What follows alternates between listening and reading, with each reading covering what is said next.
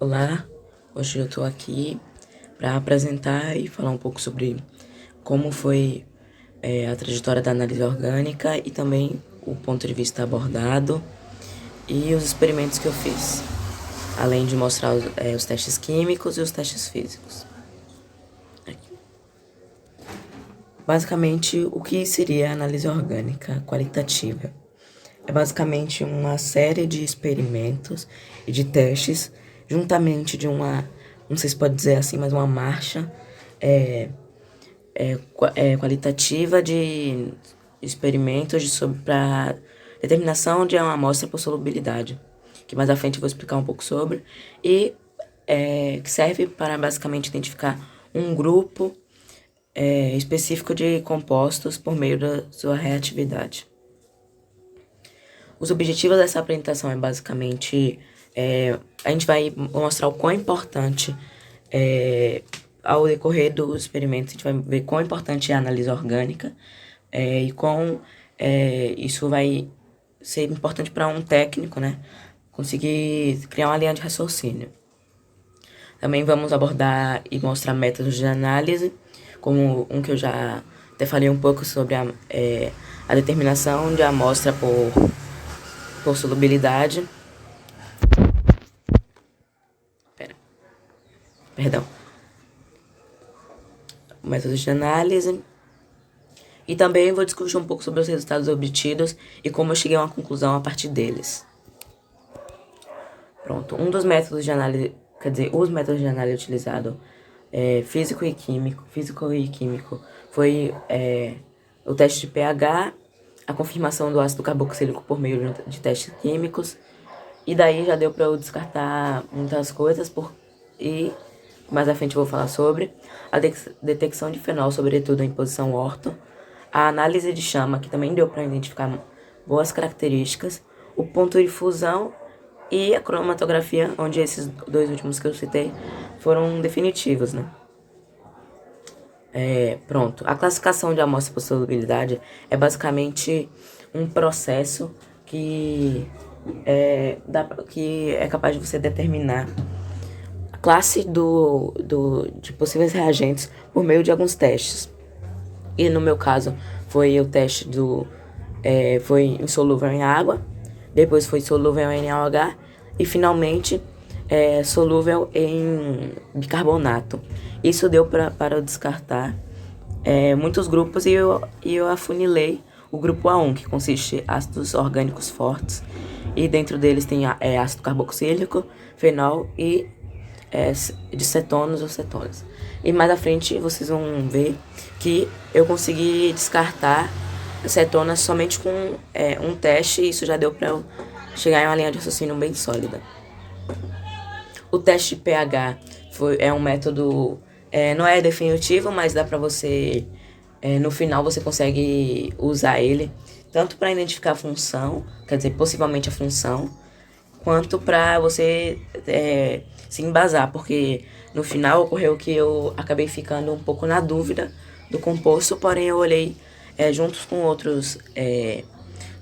outro teste e eu testei o meu padrão e ambos tiveram o mesmo pH. Isso deu para eu ter mais confiança. Por enquanto eu não vou falar muito sobre os resultados, não. Vou falar só sobre quais foram os testes e depois vou abordar os resultados e como isso fez eu chegar na conclusão. Mas enfim, o teste de ácido carboxílico são dois, porém o mais definitivo assim é o teste com bicarbonato, que eu realizei ele durante a marcha de caracterização de amostra por solubilidade. Porque quando você adiciona o bicarbonato, a carboxila e o seu próton vai doar para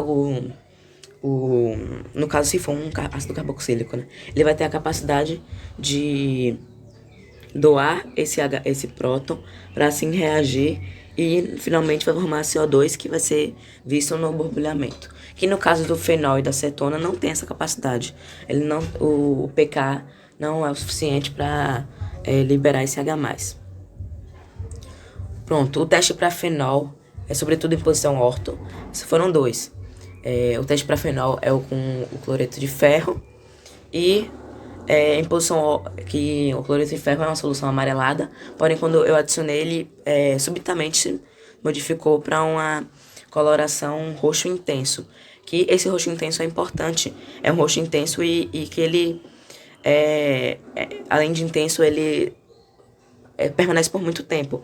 E isso já, quando eu fui pesquisar, já funcionou engrenagem na minha cabeça, porque eu percebi, junto com o que eu pesquisei, que esse roxo intenso e constante, ele provavelmente, ele indica que a hidroxila está em posição orto por causa do complexo formado. Porém, para confirmar, eu usei o teste com cloreto de cálcio, porque aí ele seria definitivo para a posição orto, porque ao adicionar ele ia formar um complexo estável com o cálcio 2+, que aí ele não ia interagir com a água e portanto, ia precipitar e formar turvamento, que foi isso que ocorreu. O teste de chama também é um teste que dá para você descartar muitos compostos, porque ele, quando eu testei, ele rapidamente se tornou uma fuligem preta e também uma chama alaranjada. Isso indicou insaturação e também uma cadeia relativamente longa, podendo conter ou não aromático.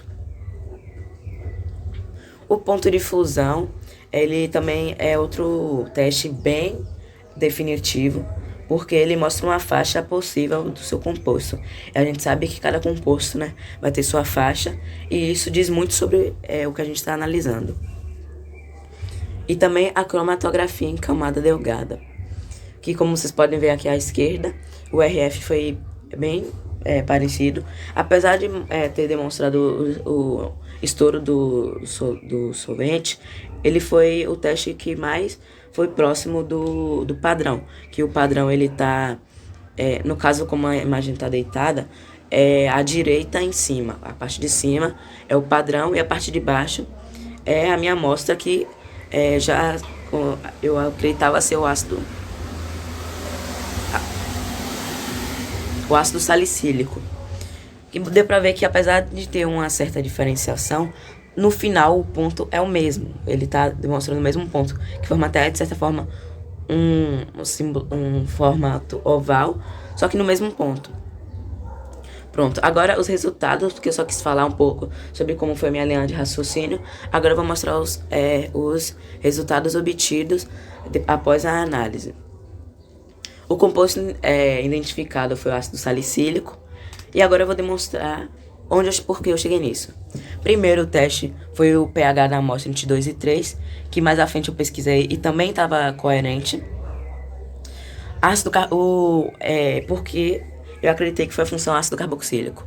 Primeiro, pela marcha de caracterização de amostra por solubilidade, que mostrou solúvel em bicarbonato, porém, o que foi definitivo para ácido carboxílico foi o borbulhamento e a presença de liberação de CO2. O teste de chama foi uma chama alaranjada, fuligem escura baixa, porém uma fuligem constante, identificando possível cadeia longa ou ciclo fechado. O teste para fenol foi positivo ao ver a coloração mudando para o roxo intenso. O teste para posição orto é a turvação da solução, que inicialmente era uma solução incolor e depois foi para um precipitado branco. O CCD foi pelos pontos próximos na corrida cromatográfica, que isso é um teste bem definitivo, né? Juntamente com um ponto de fusão, que já deu para eu embasar, além, que eu tinha esquecido de falar inicialmente, da análise preliminar, que inicialmente eu tinha analisado um sólido branco e que eu analisei que ele estava meio empedrado, então provavelmente por retenção de água. E que futuramente eu consegui confirmar isso, porque quando eu peguei o padrão, eu vi que o padrão tinha a mesma característica, a formação de cristal e o empedramento por retenção de água, muito provavelmente pela formação de esqueci a palavra, retículo cristalino bem definido. que mais à frente eu vi a mesma característica. E também, perdão, quando eu fiz a análise organoléptica do odor, era um odor meio sufocante e até de certa forma penetrante, e que eu testei no padrão e confirmou. Pronto. Aí a discussão dos resultados. Eu comparei com a literatura e com as suas características, que estavam batendo todas as características, apesar de inicialmente a cromatografia ter dado o erro, ficou bem próximo, porém houve tombamento durante a realização e a substância desviou para a esquerda. E os resultados, eles condisseram com a bibliografia e eu consegui chegar à conclusão. Então, basicamente foi isso. Isso foi a minha análise orgânica, minha experiência e as minhas conclusões. E agora, falando de uma forma menos técnica e mais pessoal, eu achei que foi algo bem importante. Foi algo que meio que concretizou tudo realmente que eu vi na prática, que eu vi nos experimentos, e deu para eu realmente ter um embasamento e ver como é que é um pouco dessa análise orgânica e como que eu deveria fazer as coisas se eu continuasse como um técnico.